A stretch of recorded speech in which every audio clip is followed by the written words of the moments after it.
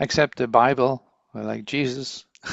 He's Raises the dead, well, when actually he's not dead. Lazarus is actually not yeah, dead, he is not dead. and he knows he's not dead. No, It's just wake no. up, wake Yeah, up there. yeah, yeah. What I like, what I like about specifically the Lazarus story, since we're into it now, is like what I specifically like about this is that Jesus comes 3 days too late. Huh? It's like look at the happening, the occurrence, the all the people involved know it's too late.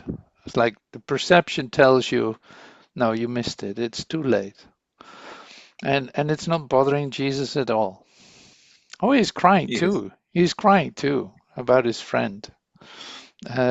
So now the next moment, everyone is saying, "Oh, no, no, no, no! Don't take him out. No, he's already decaying." It's like, no, that's going to stink. Don't do that. That's really not appropriate to do that. Now here comes Jesus and praising God for the glory. Like this is only happening for the glory of God. That's the only reason why this is occurring. Thank you, Father.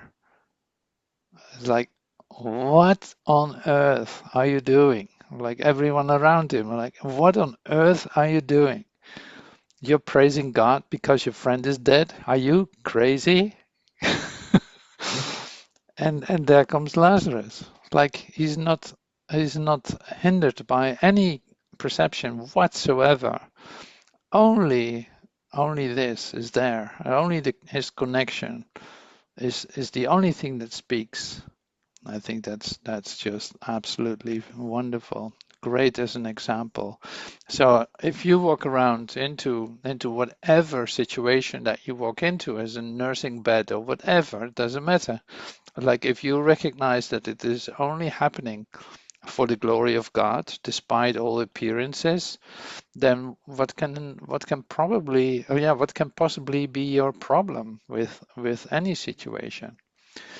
And now it turns around in becoming an incredible adventure that you have absolutely no idea what's going to happen or how it's going to be revealed. See, if I'm walking into a bedroom with a dying person and I, for one instant, confirm that he's on his way out and that he probably isn't there tomorrow, I place him on a timeline and I block my mind for any miraculous occurrence whatsoever. So this is my responsibility as the divine doula, you could say, because it is like you don't want to place the guy on a timeline because there's no continuity there at all. This guy was never born. He's going to make a transition of some kind. You have no idea what that looks like. And here I'm open to receive with the one holding his hand something that hasn't happened before. I'm going to discover something completely new for myself. If I can be that open and if I can be that adventurous, in fact, if I allow myself that space, then I'm actually open to receive something really spectacular. Yeah, it's not about a spectacle, of course, but more like, well, that will confirm to me another time. It will be a revelation to me, in fact. Like something will be revealed to me that I that takes away the whole idea of death or anything, you know. So that is the probably the most difficult part of it is that you still trust the image of a dying person.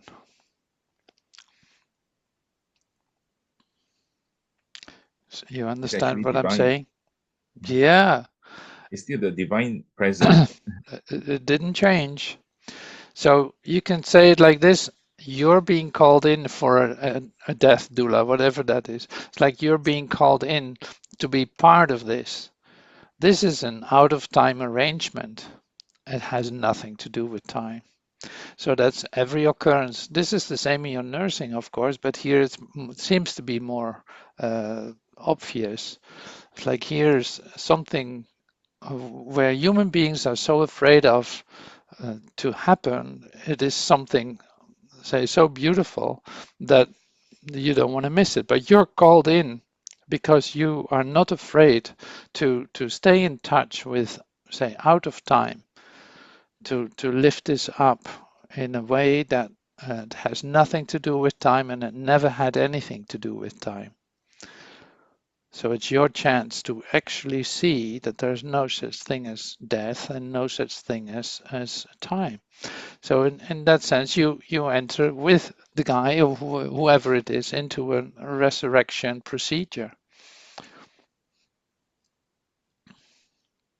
I've seen this once too with my uncle. I was present with him, and it was really like a resurrection. I literally, at a certain point, there was like a huge ladder, a light ladder that he walked up on. Like he literally went that way. So it was like, of course, I cannot explain it, but it was more like you could you could totally see the occurrence of a rising, of resurrection, of ascending, really. Yeah, You saw him in your mind's eye, or I was was it part of the different? experience. Um, I felt it as a part of my experience. Yeah, it's more like a knowing kind of thing. yeah. Yeah, just an energy, like an energy of total gratitude and incredible connectedness or involvement. Yeah, yeah, yeah. So Something there, like this. Yeah. this is very deep, huh? So this is like what I shared didn't come to me right away, but it's like this is probably the actual point where this is about for you at this point in your awakening. To allow yourself to be present like that, no matter what the situation is, whether it's on a deathbed or whether it's in any kind of nursing room, it doesn't really matter. But here, it's probably easier because there's already a transition planned. That this is going to end in some way. It will be a new beginning in some way. Now you are the one who can in fact hold that or you're, yeah, however you're going to be used, you could say. But that is the, yeah, I think the moment that you allow that to occur, it's actually your presence is very helpful. Yeah, yeah. Otherwise you want to keep somebody in time by placing them on a timeline and suddenly he's gone and that's it. That would be such a yeah. But see, even that would be okay too, of course. It's like there's nothing to be accomplished. No, but there's discoveries to be made for sure. Yeah. But this is again totally personal for you, totally individual for you, not even for anyone else. Yeah.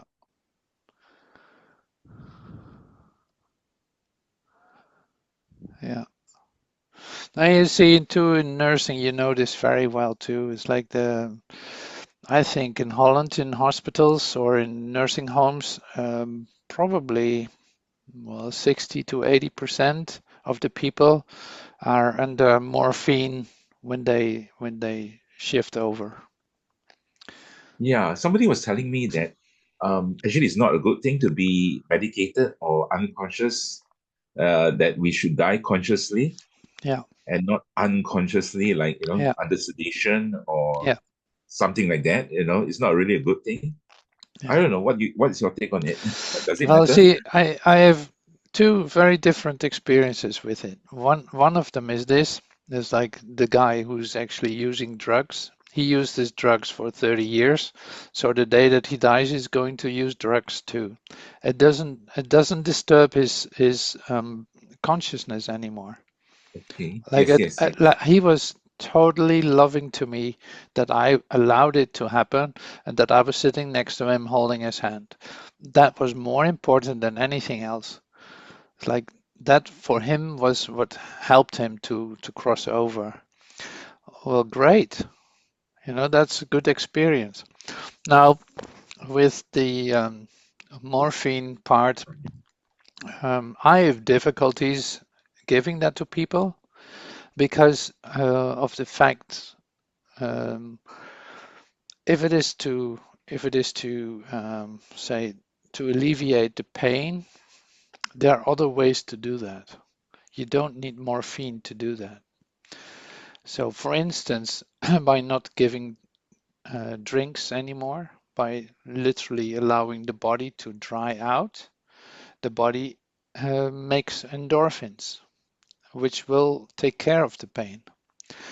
Now, if I keep giving somebody an IV while he's basically not needing that fluid anymore, and it's actually prolonging his pain, then that is not helpful. Now I can give him morphine too.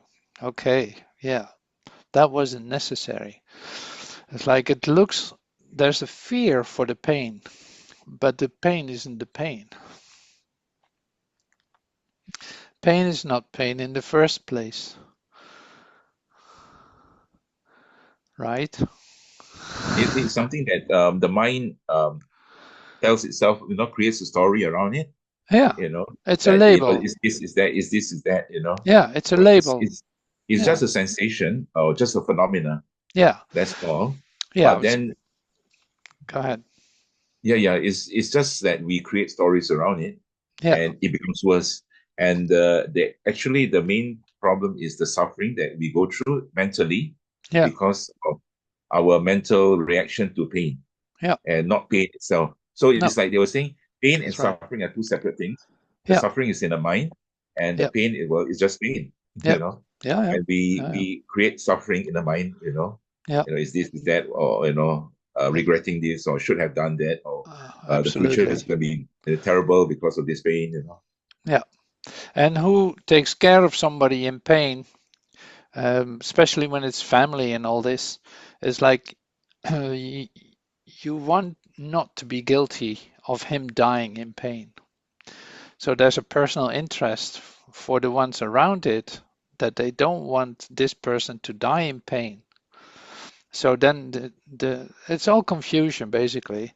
It's like Yes, yes, you miss the moment that the person can actually surrender himself into this pain and see that the comfort that he was looking for was right underneath all of that, because the pain isn't the pain. The pain is just a place where the light is, where you're afraid to go. That would be the same as the idea of death. You're afraid to die because you think that that's the end of you. Now, you're not going to do that. You're not going to die voluntarily because you have such an idea that it will stop. Now, here's no, you're going to be liberated when you allow yourself to feel the pain completely. Let it be total in your experience. You will see that it will shift into light and the comfort that you were looking for. So, even if you had for 30 years pain, still in your deathbed, go to it, go through it, see it for what it is, face it, stand still in it, try not to avoid it or numb it because you missed the experience. This is for the glory of God, not for anything else. So it's like this is how my awakening started basically. I went into that, then I discovered what I was afraid of wasn't there at all. It was and total experience of wholeness. It's like you don't want to miss out on the good stuff. It's right underneath the pain. It's right underneath the fear. It's right underneath the idea of death. It is not what it appears to be. Now you want to have a smooth experience, sink in it. So that's why I say, like, try not to use any kind of numbing substance because you would miss the whole point. Basically, there's a real good possibility, even in the Course in Miracles they say it too. Some see it on their deathbed. Like there's a real good possibility uh, to come to awakening, to do that just like this. Because what do you have to lose? Nothing. Okay, that was always like that, but now it becomes very obvious. Literally everything has already fallen away. You're the only one left over, and now the next moment you will be dead. So what do you have to lose? Nothing. Great. Looking back at what everything was, it was just a flash, and now it's over. Okay, here it is. So you see there are so many aspects on this subject, how you can use it to benefit yourself. Like there's an incredible healing opportunity.